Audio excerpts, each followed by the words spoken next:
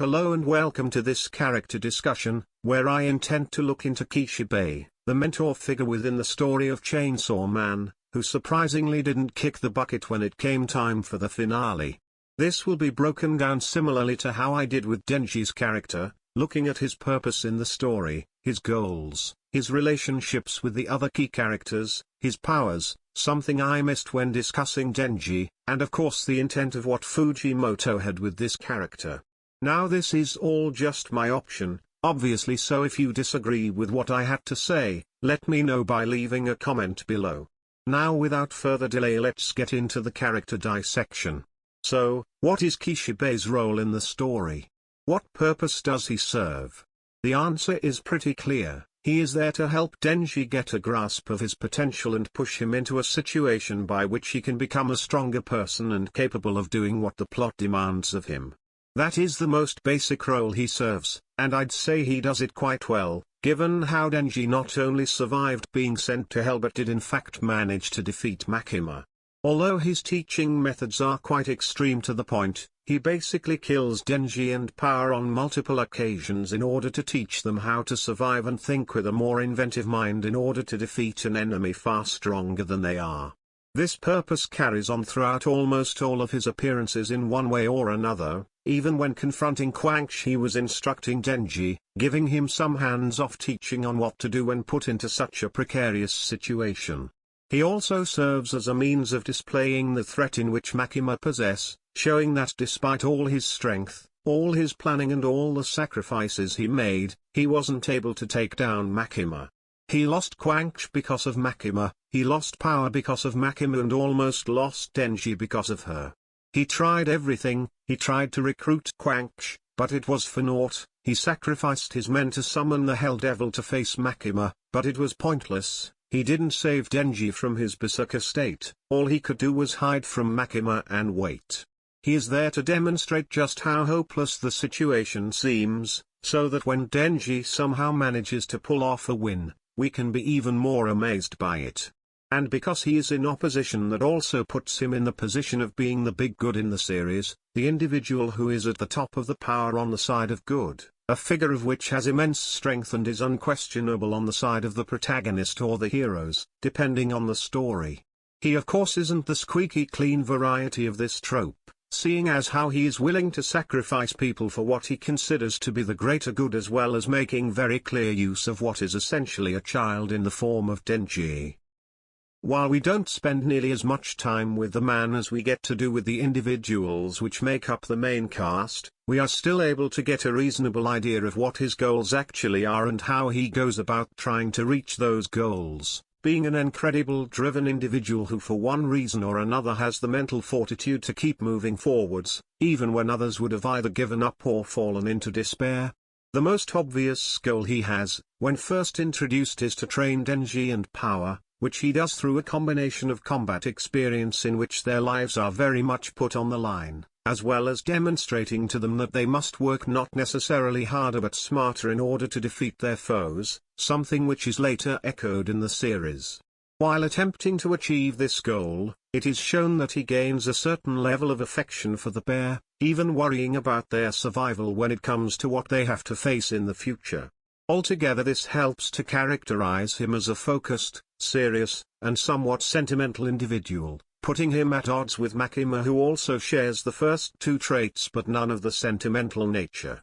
The next goal I wanted to home in on is one which is short-lived but goes further into expanding his character, that is his desire to recruit Guanx. This is one which really plays up both his sentimentality and his willingness to use less lethal or otherwise harmful methods to get what he wants. It also quite clearly highlights his awareness of the threat Makima is, earlier than almost any other character in the series. With regards to him and Guanx's past, the goal of recruiting her is one which is both practical given how she is considered the first devil hunter, is an incredible powerful hybrid, and having her on his side would have given him a much needed boost in terms of raw power. It is also a choice which clearly demonstrates that despite the time they have had apart, despite the fact that she would never be his, he still hasn't lost that little spark of affection he has for her. Once again his sentimentality is put in contrast with Makima at the end of the arc, where he refused to look at Guanx's corpse, whereas Makima killed her when she had already accepted defeat. The next goal is one that every devil hunter, to some extent, seems to hold, and that is the desire to protect people, to keep them from harm even when their own lives are put at risk.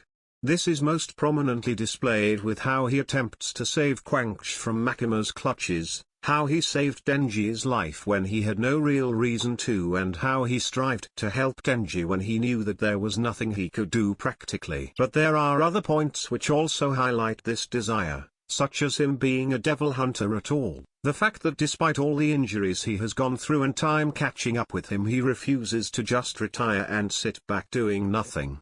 He also has a habit of looking after pets. Someone who looks after another person's pets without the promise of being paid or otherwise rewarded must want to protect people not just in a physical manner but on an emotional one. But that doesn't mean he is the best person at protecting those people or the best at helping people overcome what they are facing, as demonstrated with his interaction with Denji when he declared he wanted to be Chainsaw Man, but he also isn't seeking to actively break the boy down, unlike Makima. Despite all the effort and underhanded methods, he used the inevitable were to save people, but in the end, he valued people's ability to live their lives as people rather than Makima, who wanted to strip the idea of choice from people, in her own pursuit of saving them. The second to last goal I want to talk about is his desire to see Makima put down, removed from the picture, killed.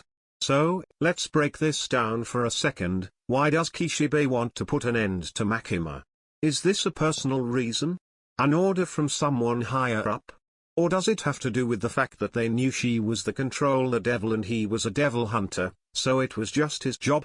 I am putting this down to a combination of all three, with him having a personal stake in seeing to the demise of Makima, with how she killed his longtime partner and friend Guanx as well as one of his students, and mentally tortured another one of them. I'd say he has all he needed to be personally invested in this cause.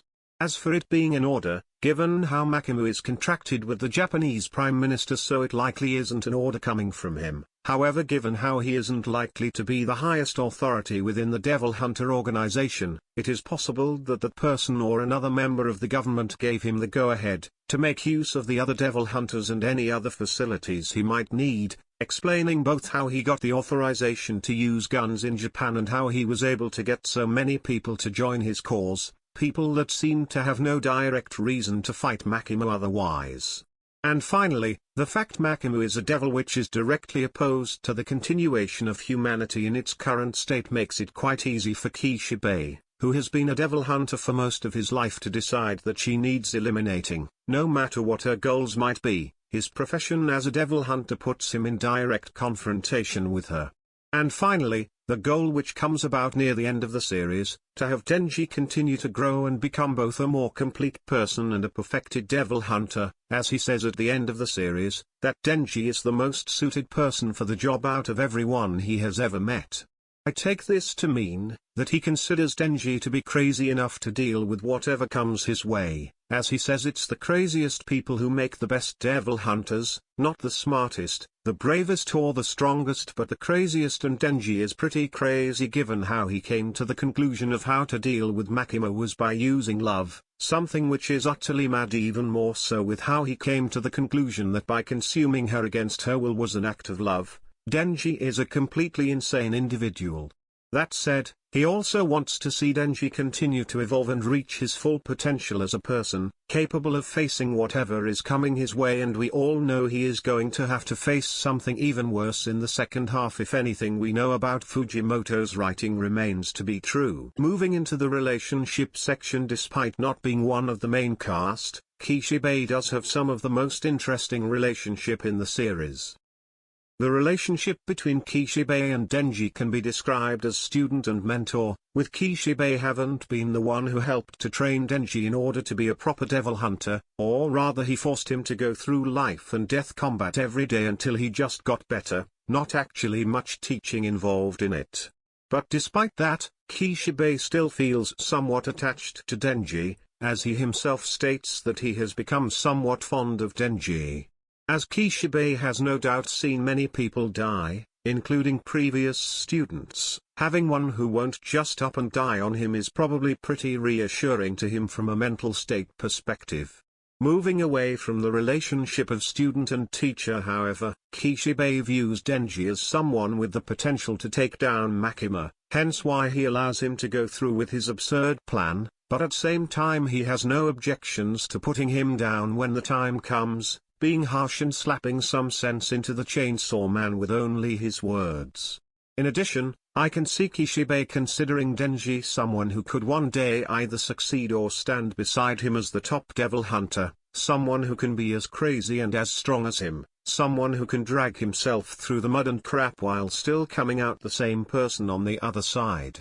The way they affect one another is seemingly one side, with Kishibe imparting his wisdom upon Denji, giving him guidance, but it actually can be described as a more neutral relationship in my mind, as it is through Denji's revival and continued survival that Kishibe is able to continue hoping. I truly believe that if Denji hadn't returned to being himself, then Kishibe would have given up on fighting Makima and died, or just accepted her control, because he had nothing left to work towards, having lost his everything. While the relationship Kishibe shares with Power is very similar to the one he shares with Denji, the only difference is that Power got to spend less time with him and she didn't gain his attention in the same manner as Denji did. Just like with Denji, I assume he came to enjoy her company, or at least as much as one person can be expected to enjoy Power's company during the time within which she had gotten over her massive ego. I wouldn't be surprised if at some point in the future we catch Kishibe either thinking about her, probably because of something Denji brings up, and it is those memories which spurs him into helping Denji try and achieve the impossible of bringing her back.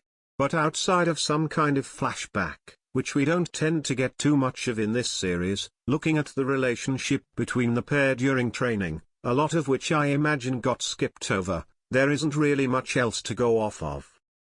We don't get to see much interaction between Kishibe and Aki, well outside of the pair of them discussing things either about the Gun Devil or Power and Denji, but the pair of them seem to have a good enough relationship that Aki is able to put Power's cat into his care while he and the other two head out of town to visit his family's graves.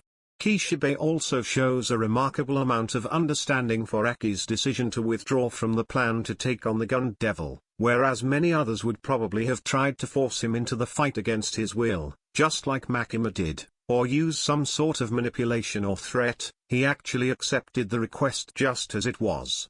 This to me speaks to the pair at least having some kind of respect for one another outside of just co-workers or occasional drinking buddies. I can see Kishibe also visiting Aki's grave, as yet another person who died from the career which Kishibe is a part of, and yet another person for him to mourn, because he seems like the type to mourn people alone at their gravestone.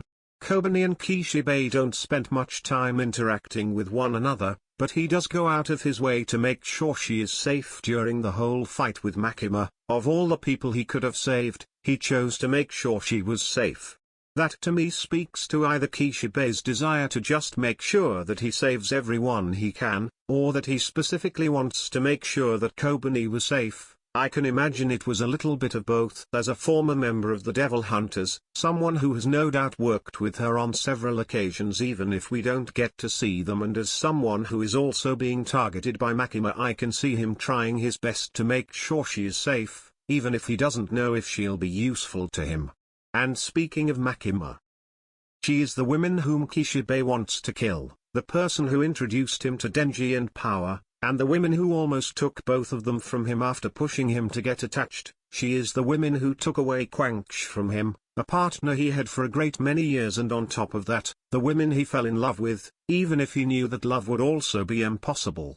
It wouldn't be an understatement to say that Kishibe hates Makima. I truly do believe that to be the case. He hates her for being the control devil, which I assume he was aware of for at least before the series started. He hates her for her actions in the series, and he hates her because of what her goal is.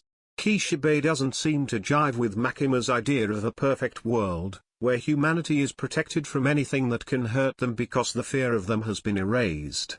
Kishibe also seemingly has quite the understanding of Makima, at least enough to plan accordingly for how to deal with her. forming an entire squad for the sake of taking her down and planning on making use of the Hell Devil to do so. Makima is the person who pushes Kishibe to the greatest lengths in the entire series. It is her which pushes him to try and recruit Guanx during their brief interaction. It is her which pushes him to go to the lengths of sacrificing his own men, something which from what we have seen of him isn't in his usual character. But despite that, Kishibe remains resolute and continues to oppose Makima. Even when placed directly in front of her, he keeps his head held high, not yielding to her charisma or honey words. Rather, he seems to become even more resolute to see her put down, as even when in hiding he hasn't given up on taking her down, or else he wouldn't have had any reason to agree to Denji's absurd plan.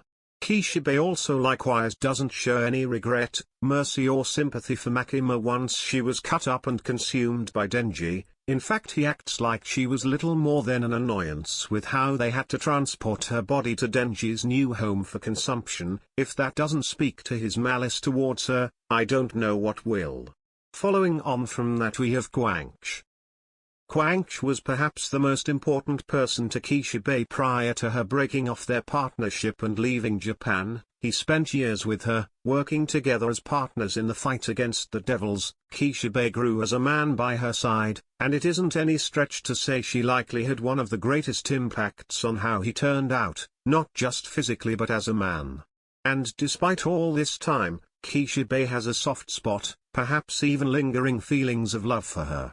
The pair of them didn't get much time to interact during the series, only getting a brief conversation, and a sort of little flashback showing snippets of their history together. Guanx might have been the first and last person who worked alongside Kishibe and didn't end up dead in a ditch somewhere. She might have even been the person who inspired his philosophy of it's not the bravest or the strongest but the most insane which survive being a devil hunter.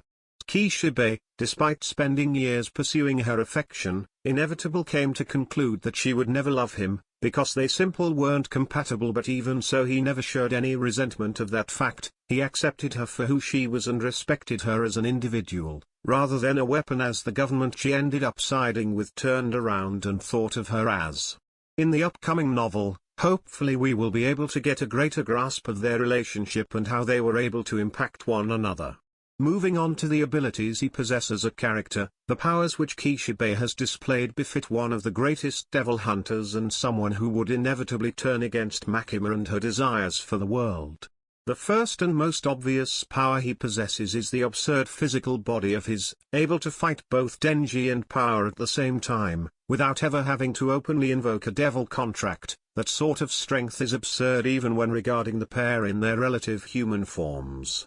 Denji and especially Power retains some level of superhuman strength, so the fact that Kishibe could block, dodge or defeat them and even kill them like that only leads me into believing that in terms of raw physical ability, Kishibe can't be human, or at the very least he possesses strength which couldn't possibly belong to a human without the affect of a devil or some other creature being involved in the first place. And he is not only strong but incredibly robust, capable of surviving being thrown from a high window and landing with enough force to crush a car, and even being capable of moving under his own strength and seemingly not requiring immediate medical assistance. In this series we have seen regular humans, people with bodies not too different from our own in this world, yet monstrous humans like Kishibe exist in it. It makes me wonder if there isn't something else behind that, someone who worked alongside the first devil hunter Guanx for so many years and survived so much. I wonder if he gave parts of himself away to devils for strength. His most impressive feat might actually be, however, taking out Guanx's fiends, which themselves shouldn't be underestimated, and while some of them got away, he still off-screened them with no harm to himself, which once again, isn't something you could expect someone lacking the power of a devil to achieve. But moving on to the contract we know for certain he possesses, there is the claw, knife, and needle, three devils we know next to nothing about, but we do get the idea from Guanx's harem that they are some pretty strong devils, enough to be recognized as such by them.